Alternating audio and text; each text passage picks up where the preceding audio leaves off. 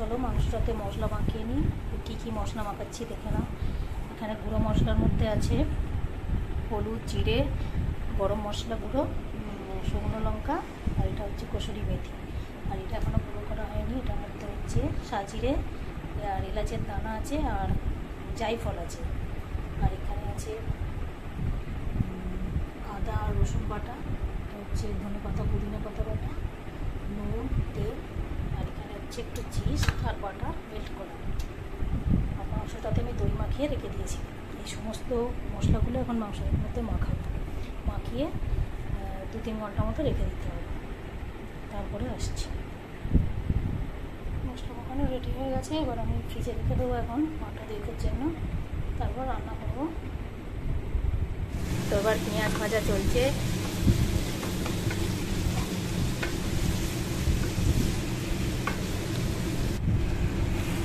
তারপর মাংসগুলো দিয়ে দিতে হবে, দিয়ে একটু নাড়াচাড়া করতে হবে। আঁচটা একটু মিডিয়ামে থাকবে।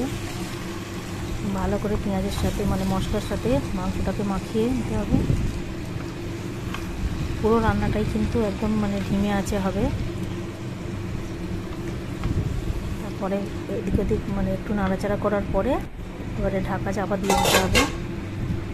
তারপর কিছুক্ষণ পরে আবার ঢাকা খুলতে হবে, খুলে আবার একটু নাড়াচাড়া করে দিতে হবে।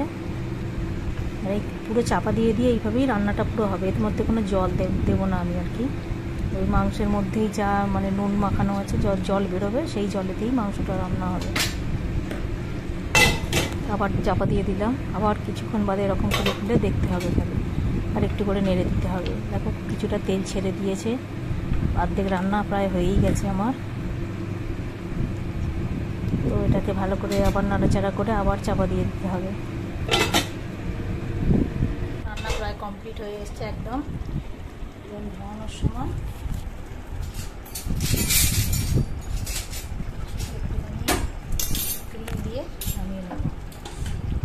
এরপর দিয়ে একটুখানি ক্রিম ছড়িয়ে দিলাম।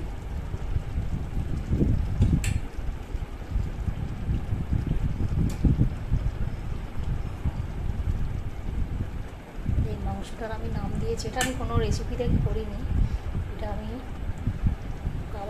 কাবাব বানিয়েছিলাম, তো সেইটা খেয়ে এত ভালো লেগেছিলো, ওই রেসিপি দিয়েই বানিয়েছি। 2-3টে কাবাব দেখেছিলাম, সেই থেকে আমি নিজের মতো করে একটা বানিয়ে করেছি।